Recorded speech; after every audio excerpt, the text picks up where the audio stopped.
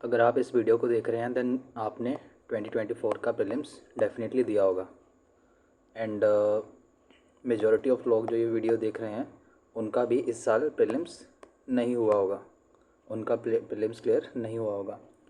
सो मेरा प्रीलिम्स क्यों नहीं हुआ एंड कौन सी गलतियाँ थी जो मैंने की जिसको आप अवॉइड कर सकते हो, ठीक है। Because life is too short and आपके पास अटैम्प्ट्स भी लिमिटेड है। अब तक आपके आई एम गेसिंग कि जो ये वीडियो लोग देख रहे हैं उनका सेकंड या थर्ड अटैम्प्ट होगा इस टाइम, जो 2024 वाला था, ठीक है। सो अटैम्प्ट आपके पास लिमिटेड है, 6-7 आपके पास अटैम्प्ट्स हैं, ठीक है। सो इसमें आप हर मिस्टेक नहीं कर सकते, आप हर मिस्टेक नहीं कर सकते। सो मेरा प्रीलिम्स क्यों नहीं हुआ, क्या रीज़न था, मेरा प्रिपरेशन लेवल क्या था, क्या फॉल बैक थे, कौन सी गलतियाँ थी जो मैंने की, मैं उसको डिस्कस करूँगा इस वीडियो में। जो भी मेरा एक्सपीरियंस रहा इस साल के प्रीलिम्स में मैं उसको शेयर करूँगा। So before going on to that, मेरा प्रिपरेशन लेवल क्या था, मेरा प्रिपरेशन लेवल क्या था, ठीक है। बिकॉज आपका प्रिपरेशन लेवल बताता है कि आप इन होंगे या फिर आउट होंगे, ठीक है। ये प्राइम फैक्टर होता है आपकी प्रिपरेशन। सो मेरी प्रिपरेशन क्या थी। सो फरवरी तक, जनवरी एंड तक 31 जनवरी, ठीक है, जनवरी एंड तक मैंने अपना मेंस कर रहा था। मैं अपना 2024 जनवरी 31 तक मैं अपना मेंस कर रहा था। इसके जो भी मेरे नोट्स थे, जो भी मेरा ऑप्शनल था, ठीक है। बाय द वे मेरा ऑप्शनल जो है वो कॉमर्स है, commerce and accountancy is my optional. And मेरा बैकग्राउंड भी कॉमर्स का है, सो दैट्स वाई मेरा ऑप्शनल भी कॉमर्स है, ठीक है। सो मैं उसको रिवाइज़ कर रहा था।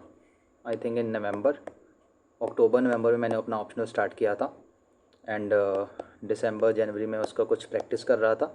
बिकॉज़ हमारे यहाँ पे मेरे ऑप्शनल में अकाउंटेंसी होती है, सो उसको हमने प्रैक्टिस करना होता है। सो साइड बाय साइड में उसको प्रैक्टिस कर रहा था। एंड अपना जो जी एस थ्री था अपना इकोनॉमी वाला पोर्शन मेंस का, उसको मैं कवर कर रहा था, उसके नोट्स बना रहा था, ठीक है। जब जनवरी एंड हुआ एंड तब बातें स्टार्ट हो रही थी ना। फरवरी में वी ऑल नो नोटिफिकेशन आ जाती है, फेब में यूपीएससी की सीएससी के लिए नोटिफिकेशन आ जाती है।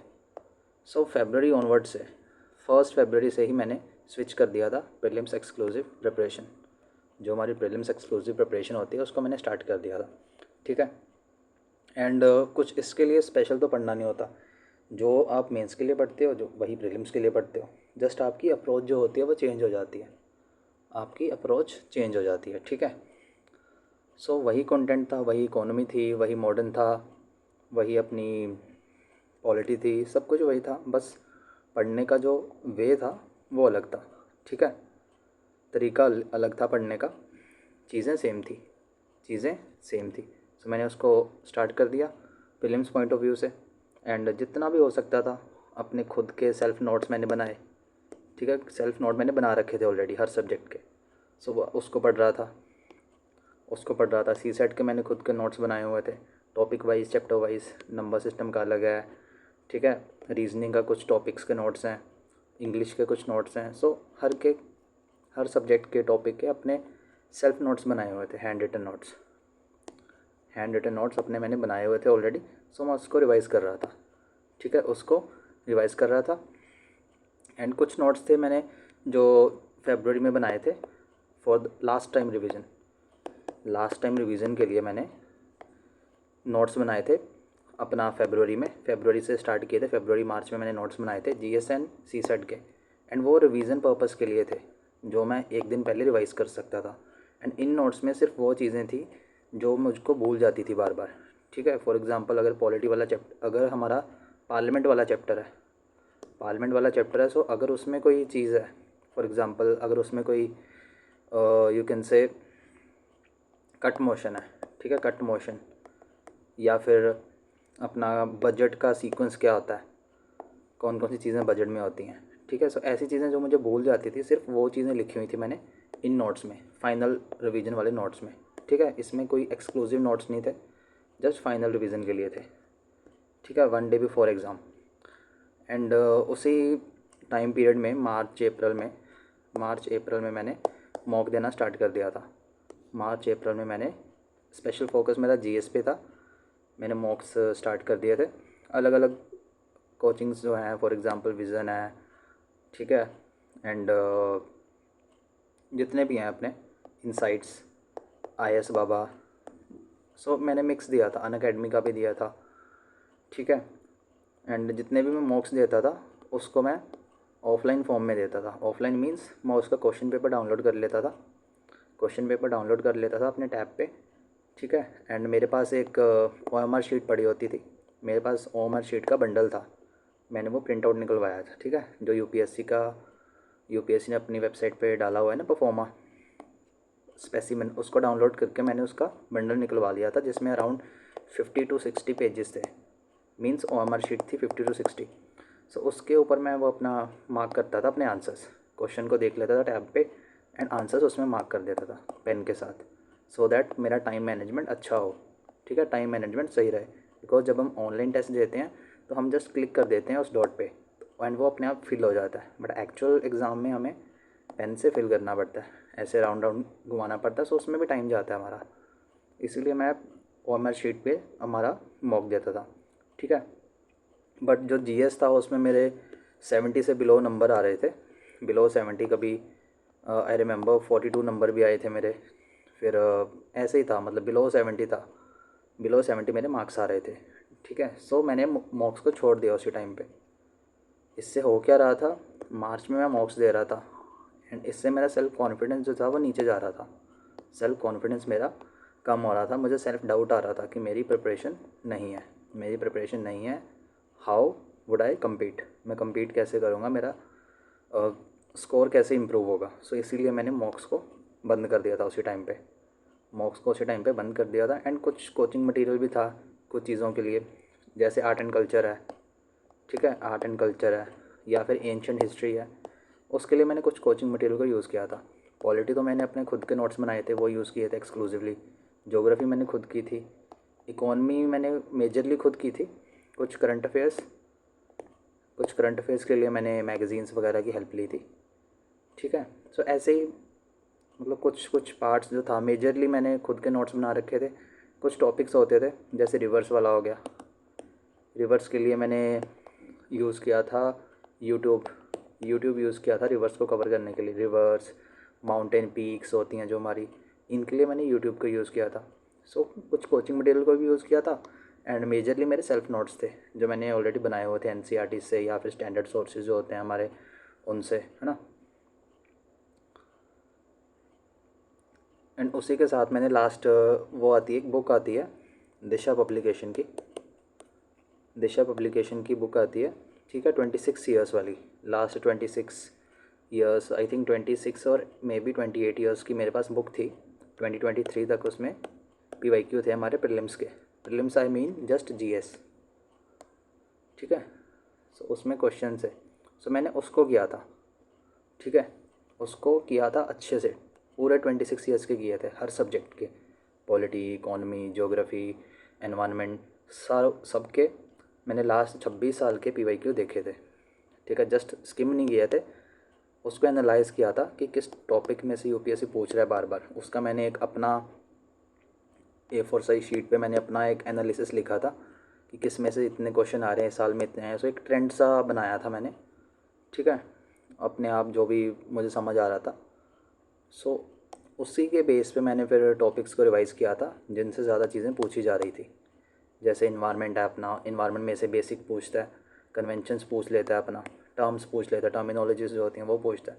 सो उसकी मैंने एक लिस्ट तैयार कर ली थी, समरी तैयार कर ली थी। स्पीसीज़ होती हैं, स्पीसीज़ का मैंने खुद के नोट्स बना लिए थे, ठीक है। ऐसी चीज़ें जो मुझे PYQ के बेसिस पे पता चली थी वो मैंने लिख ली थी, ठीक है, उसके मैंने नोट्स बना लिए थे। उसके जो मेरे स्टैंडर्ड नोट्स थे उसके साथ साथ जिन चीज़ों पे UPSC बार बार पूछ रहा था मैंने उसके भी नोट्स बना लिए थे, ठीक है। एंड इसके बाद मैंने कोई भी मॉक नहीं दिया जब मैंने मॉक छोड़ दिए थे। मार्च आई थिंक मिड अप्रैल में मैंने मॉक छोड़ दिए थे। उसके बाद मैंने एक भी मॉक नहीं दिया, ठीक है।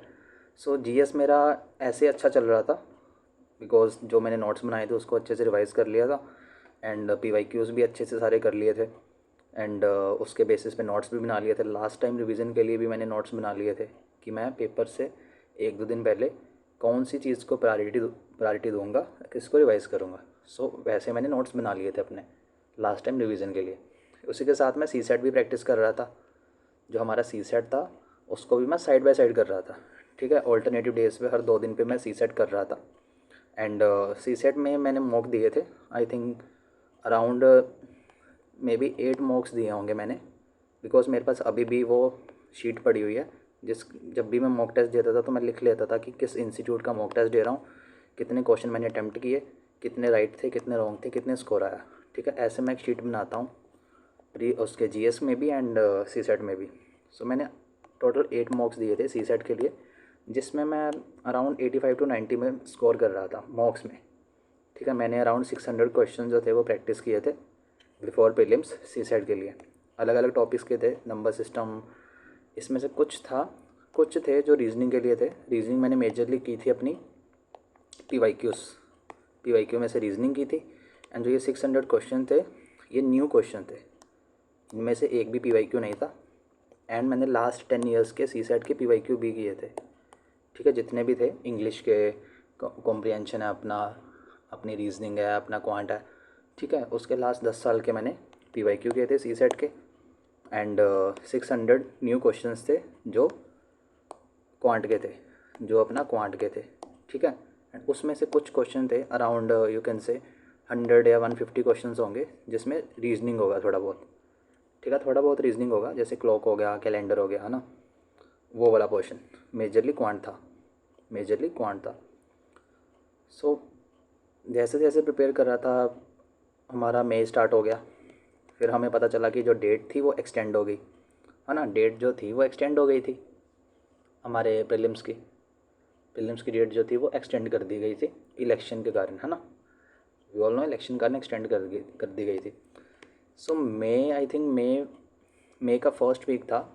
And I was feeling confident कि इस साल तो मेरा हो जाएगा, ठीक है। मैं मेंस प्रीलिम्स क्लियर कर लूँगा एंड मेंस के लिए अपेयर हो जाऊँ। अपील नहीं है यहाँ पे, अपेयर आना है, ठीक है। मेंस में मैं अपेयर होऊंगा this year. So I was very confident कि हो जाएगा, बिकॉज जितना हो सकता था, जितना करना चाहिए था, उतना मैं कर चुका था। बट मैं ओवर कॉन्फिडेंट भी नहीं हुआ कि मेरा हो जाएगा, चलो अब रिवाइज़ करना बंद करते हैं। नो, जितने भी नोट्स थे उसको मैंने एटलीस्ट 3 to 4 टाइम्स रिवाइज़ किया होगा, हर इंडिविजुअल नोट्स को। पॉलिटी, इकोनॉमी, ज्योग्राफी, इन्वायरमेंट, सबको एटलीस्ट 3 to 4 टाइम मैंने रिवाइज़ किया। एंड मैंने उसकी भी एक शीट बनाई थी, handwritten A4 size sheet, ऐसे लाइन करके मारा था, पॉलिटी, इकोनॉमी, ज्योग्राफी, एनवायरनमेंट, ऐसे करके मैंने बनाया था। एंड यहाँ पे लिखा था कितने बार रिवाइज़ किया है, कौन सा टॉपिक ज़्यादा इंपॉर्टेंट है, एंड टाइम पे किसको रिवाइज़ करना है, ये सब कुछ मैंने उस फ्लो चार्ट जो बनाया था अपना हैंड रिटन, उसके ऊपर लिखा था। उसके ऊपर ये सारा कुछ मैंने लिखा था, ठीक है ना। उसी के अकॉर्डिंगली मैं अपने आप को ऐसे चल रहा था अपनी प्रिपरेशन को लेके। एंड लास्ट टाइम पे भी जिस दिन हमारा एग्ज़ाम था उस दिन भी अराउंड 8:20 थे। मुझे अभी भी याद है मैं अपनी वॉच को, जो तो मेरी वॉच थी उसको मैंने 7 मिनट्स आगे रखा हुआ था, 7 मिनट्स आगे रखा हुआ था। एंड मैं अपनी वॉच का टाइम चेक कर रहा था कि वो 7 मिनट आगे है या नहीं है, अपने मोबाइल के साथ। 8:20 हुए थे उस टाइम। एंड उस टाइम मैं अमेंडमेंट पढ़ रहा था, 106 अमेंडमेंट, ठीक है। वो जो नारी शक्ति वंदना करके कुछ ऐसे है ना, वो पढ़ रहा था, ठीक है। Before going into exam hall मैं पढ़ रहा था अपना, रिवाइज़ कर रहा था पॉलिटी का। मैंने पॉलिटी का रिवाइज़ किया था, रिवर सिस्टम किया था, ठीक है। ये चीज़ें मैं पढ़ रहा था। एंड जब मैं एग्ज़ाम हॉल में, उसके बाद जब एग्ज़ाम हॉल में एंटर किया, ठीक है, मैंने अपना मोबाइल फ़ोन जो भी था मेरा वो रखा अपने वहाँ पे, सबमिट करवाया। एंड जब एग्ज़ाम हॉल में पहुँचा तब हमारे पास होते हैं अराउंड 20 to 30 मिनट्स होते हैं ना, इतने पहले आप चले जाते हैं यूजुअली, 20 to 30 मिनट्स होते हैं। तब मैं अपने आप से बातें कर रहा था कि मेरा क्लियर हो जाएगा, ठीक है, yes I will clear this time. ये मैं अपने आप को बार बार बोल रहा था कि मेरा हो जाएगा, बिकॉज मैं कोई भी नेगेटिव थॉट अपने माइंड में नहीं लाना चाहता था। बार बार यही बोल रहा था कि हो जाएगा, मैं प्रे कर रहा था कि हो जाएगा। एंड जब क्वेश्चन पेपर मिला, मेरा सेट डी था, ठीक है, मुझे डी सेट मिला था। एंड जब मुझे क्वेश्चन पेपर मिला तो फर्स्ट क्वेश्चन जो था वो वही था, 106 अमेंडमेंट वाला, नारी शक्ति वंदना वाला था, ठीक है। उसमें ये पूछा हुआ, ऑप्शन दिए हुए थे, ये पूछा हुआ था कि ये 18th लोकसभा में इम्प्लीमेंट होगा, ऐसे ऑप्शन दिए हुए थे, ठीक है, ऐसी स्टेटमेंट्स दी हुई थी। सो आई वॉज फीलिंग कॉन्फिडेंट कि यस हो जाएगा, ठीक है। वो फर्स्ट क्वेश्चन जो था उसने मेरा कॉन्फिडेंस बूस्ट कर दिया था। एंड उस फर्स्ट क्वेश्चन के बाद अराउंड 11 to 12 क्वेश्चन मैंने कॉन्टीन्यूसली हिट किए थे, एंड वो सही हिट किए थे, ठीक है। जो फर्स्ट क्वेश्चन था उसके बाद मैंने अराउंड 11 से 12 क्वेश्चन बिल्कुल सही हिट किए थे, ठीक है। बिकॉज वो मैंने पढ़े भी हुए थे एंड उसके रिलेटेड क्वेश्चन प्रैक्टिस भी किए हुए थे। सो वो क्वेश्चन मैंने बिल्कुल सही उसका आंसर था जो लगाया था, ठीक है। एंड उन 2 घंटों में जितना भी मुझसे हो सकता था मैंने सब किया। हर क्वेश्चन को बार बार पढ़ा और ऑप्शन को दोबारा से पढ़ा, एंड हर स्टेटमेंट को अंडरलाइन किया। हर कीवर्ड जो था, फॉर एग्ज़ाम्पल ओनली, इफ़, कोई फैक्ट दिया हुआ है या फिर करेक्ट इनकरेक्ट पूछा हुआ, सबको मैंने बॉक्स बना के अंडरलाइन करके किया था। एंड जब एग्ज़ाम हॉल से मैं बाहर आया, एग्ज़ाम मेरा ओवर हो गया, जैसे बेल बजी, जो टीचर थी उसने एग्ज़ाम ले लिया। एंड जब मैं बाहर आया तो आई वॉज़ फीलिंग कॉन्फिडेंट कि मेरा जीएस आराम से क्लियर हो रहा है, एंड वो भी गुड नंबर्स के साथ। मेरा जीएस क्लियर हो रहा है वो भी गुड नंबर्स के साथ। इतना कॉन्फिडेंट था मुझे उस टाइम कि मेरा हो जाएगा। मैं स्माइल कर रहा था उस टाइम कि हो जाएगा। बिल्कुल भी स्ट्रेस नहीं था, कोई एंग्जाइटी नहीं थी, कोई रिज़ल्ट का टेंशन नहीं था, क्या होगा क्या नहीं होगा। पूरा कॉन्फिडेंट था कि हो जाएगा, जीएस मैं क्लियर कर लूँगा, ठीक है। एंड जैसे ही जीएस का पेपर ओवर हुआ उसके बाद मैंने, आई थिंक मुझे याद है अभी भी, मैंने पैटी खाई थी एंड एक कोल्ड ड्रिंक पी थी। एक पैटी खाई थी एंड एक मैंने वहाँ पे रेड बुल पी थी, मुझे याद है अभी भी। मैंने रेड बुल ली थी उस टाइम पे बिकॉज़ मुझे काफ़ी स्लीपी फील कर रहा था मैं उस टाइम। एक रेड बुल ली थी एंड पैटी ली थी मैंने। एंड उसी जो कैफ़े था वहाँ पे एग्ज़ाम सेंटर के पास, ठीक है, कैफ़े में बैठ के मैं अपना सीसेट रिवाइज़ कर रहा था। सीसेट रिवाइज़ कर रहा था, नंबर सिस्टम देखा था मैंने, कॉम्प्रिहेंशन की कुछ जो मैंने बना लिया था अपना नोट्स उसको देख रहा था, रीजनिंग का कुछ क्लॉक कैलेंडर देख रहा था, ठीक है, वर्क टाइम, ये सब चीज़ें मैं देख रहा था उस टाइम पे। एंड मैंने उस टाइम किसी के साथ भी बात नहीं की। मुझे अभी भी याद है 2 से 3 लोग मुझे वहाँ पे मिले थे। कोई ये पूछ रहा था और भाई कहाँ से हो, अरे उसका तूने कनाडा वो जो लॉन्गेस्ट बॉर्डर था भाई उसका आंसर क्या लगाया था तूने। ऐसे 3-4 लोग मुझे मिले थे जो ऐसे बातें कर रहे थे, ठीक है, पूछ रहे थे मुझसे और तुम कहाँ से हो, कौन सा अटैम्प्ट है तुम्हारा, अरे इस साल का पेपर तो सही था, इजी था, कट ऑफ इतनी जाएगी। मैंने उनको कोई रिस्पॉन्स नहीं किया उस टाइम पे। मैं जस्ट अपना बैग उठाया एंड वहाँ से निकल गया, ठीक है। कैफ़े में भी मुझे एक लड़का मिला था, वो अपनी बातें लेकर बैठ गया था कि अरे भाई मैं तो जूनियर इंजीनियर हूँ, मेरी यहाँ पे पोस्टिंग हुई है। सो मैंने उसको भी बोल दिया था कि भाई do not disturb me, revise करने दो, बाद में बात करेंगे, ठीक है। सो ऐसे लोग मिल जाते हैं, हर एग्ज़ाम में मिलेंगे आपको। अरे इसका आंसर क्या था, कैसे हो, कहाँ से हो। सो उन सबको इग्नोर किया। जो मैं सोच के गया था घर से कि ये चीज़ें नहीं करूँगा वो मैंने नहीं की, ठीक है। एंड उन 2 घंटों में जो भी टाइम गैप मिलता है हमें, 1-1.5 घंटा मैंने अराउंड रिवाइज़ किया होगा सी सेट को, ठीक है। उसके बाद एग्ज़ाम हॉल में गया सी सेट के।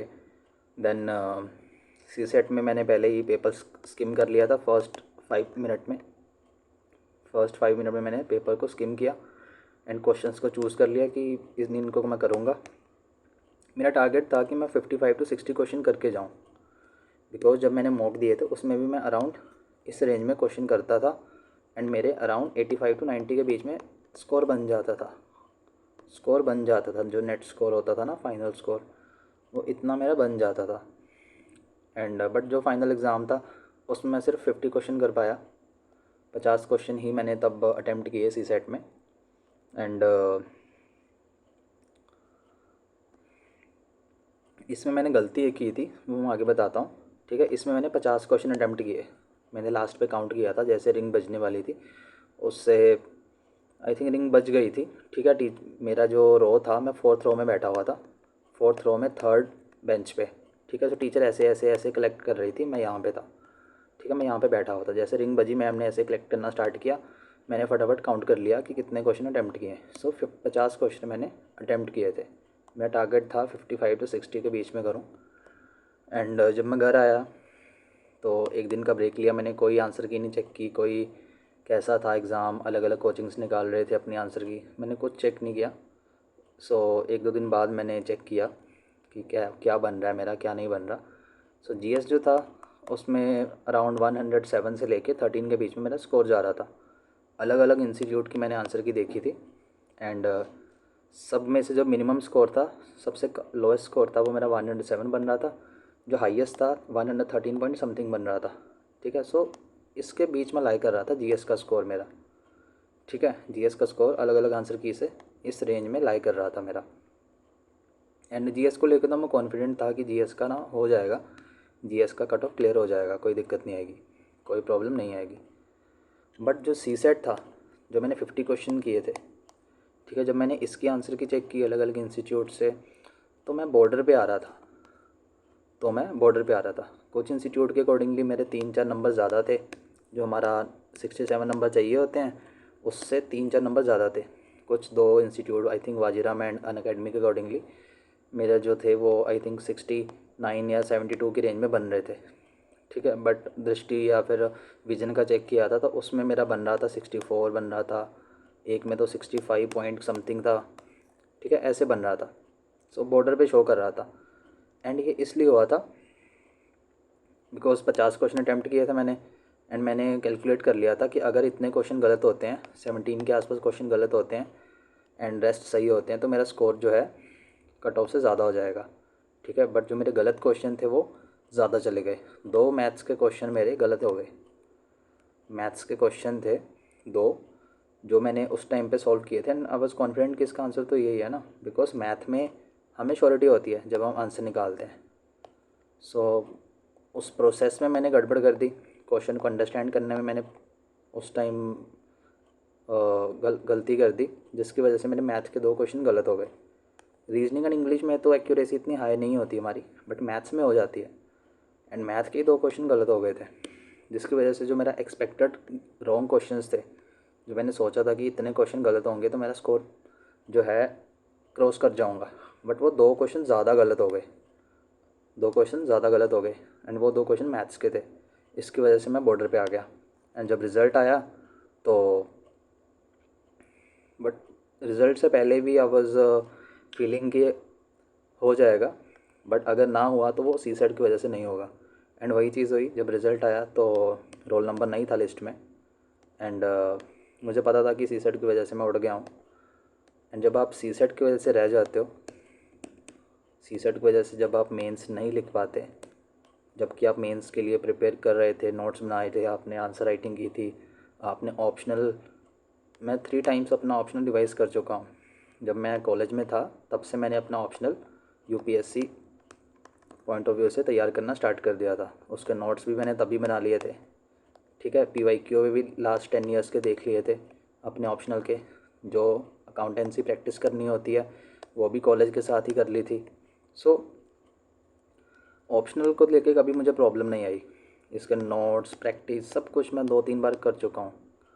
ठीक है, क्वेश्चन मुझे टिप्स पे हैं। अगर आप मुझे अभी पूछोगे वेल्थ मैक्सिमाइजेशन, प्रॉफिट मैक्सिमाइजेशन, ये क्वेश्चन हर 2-3 साल में रिपीट होता है, मेरी टिप्स पे है। शेयर कैपिटल का क्वेश्चन पूछोगे, ये मेरी टिप्स पे है।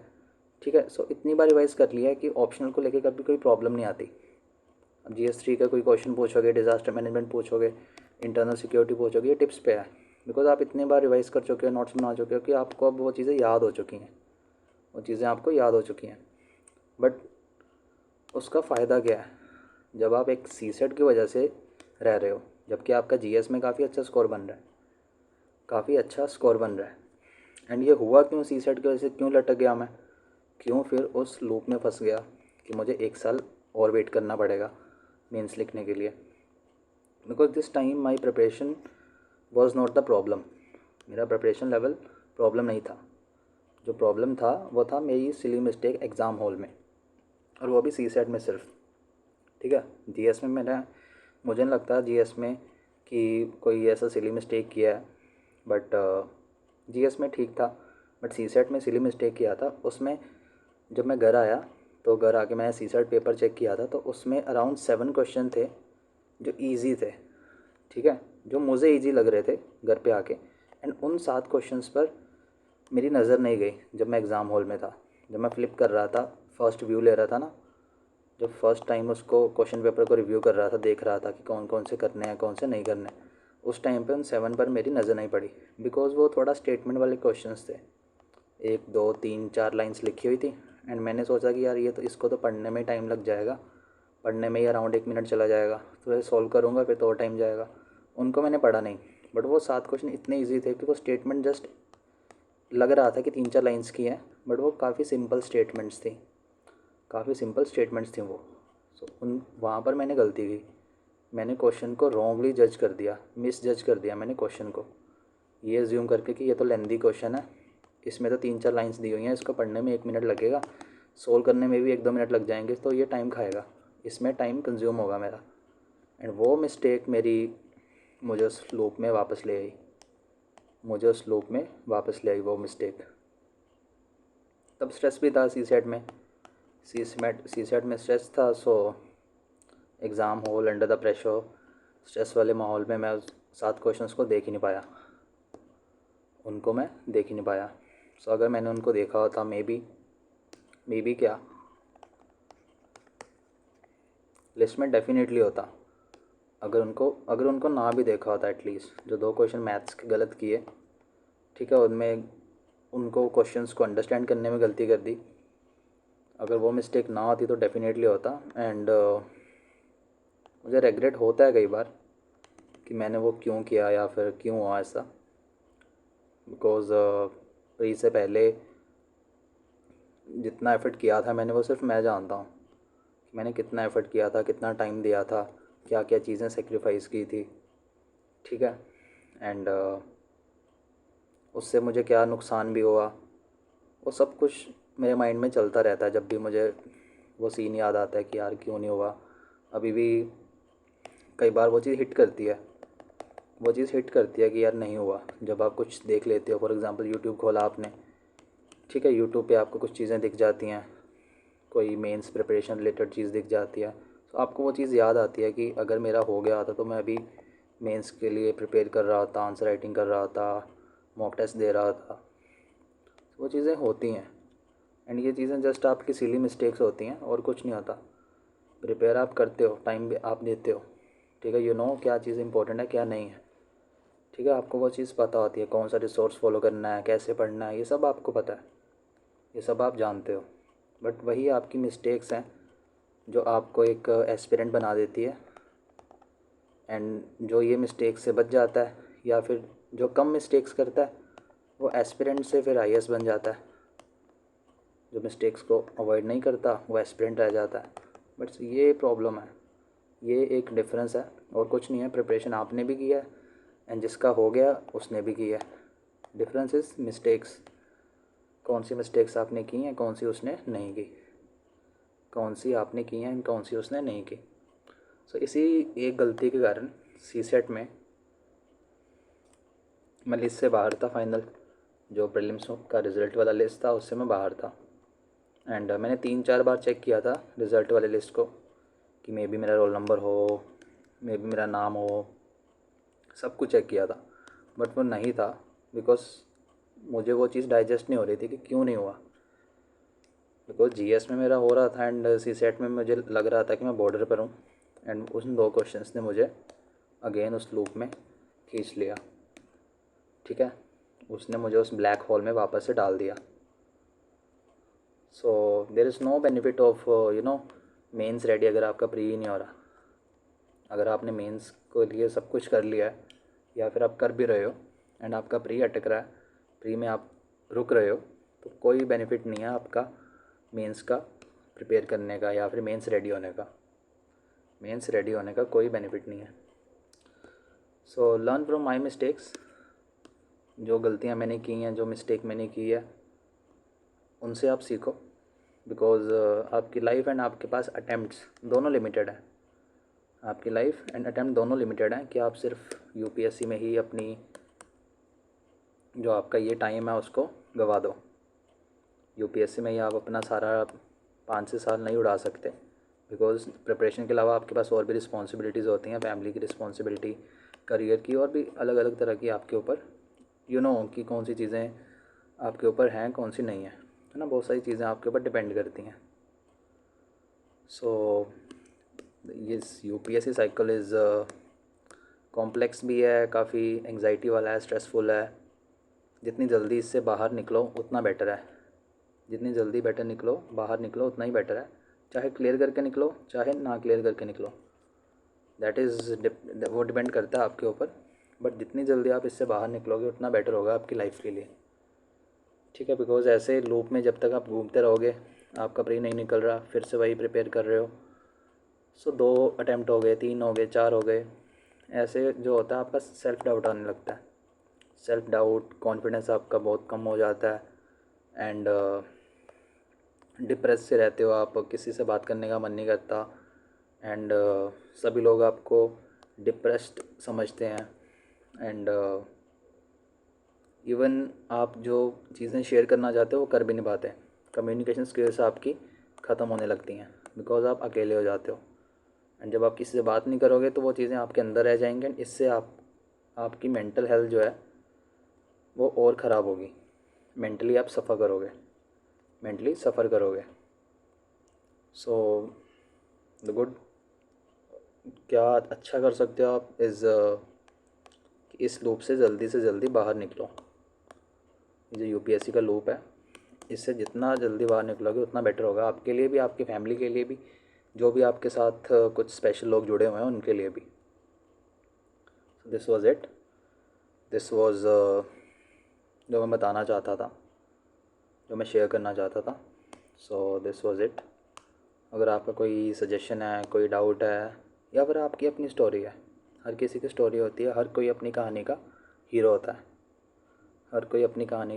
है, so you can share your कहानी। आप अपनी स्टोरी शेयर कर सकते हो, कमेंट बॉक्स में आप बता सकते हो कि आपका क्यों नहीं हुआ, या हो गया तो क्यों हुआ, कौन सी चीज़ आपने की थी, कौन सी चीज़ नहीं की, वो आप शेयर कर सकते हो। And will see you in next class. Economy वाली क्लास हम करेंगे, ठीक है। उसमें हम प्रोबेबली बैंकिंग उठाएंगे, बैंकिंग या फिर फिस्कल पॉलिसी में भी, फिस्कल पॉलिसी या फिर बैंकिंग को उठाएंगे, ठीक है। उसको कवर करेंगे अच्छे से। And thank you for watching this session. If you are new you can hit that subscribe button if you feel so, अगर आपको लगता है, ठीक है। And thank you. अगर आपने एंड तक इस वीडियो को देखा है then you are serious aspirant, you know कि कौन सी चीज़ें आपको नहीं करनी चाहिए। बिकॉज यूपीएससी में क्या करना है ये सबको पता है, बट क्या नहीं करना ये बहुत कम लोग जानते हैं, और जिनको पता होता है वही सेल थ्रू करते हैं इस जर्नी के थ्रू, ठीक है। Thank you. आई होप आपकी प्रिपरेशन अच्छी हो, आप जल्दी से इस लूप से बाहर निकलें, आपका यूपीएससी क्लियर हो जाए। Thank you.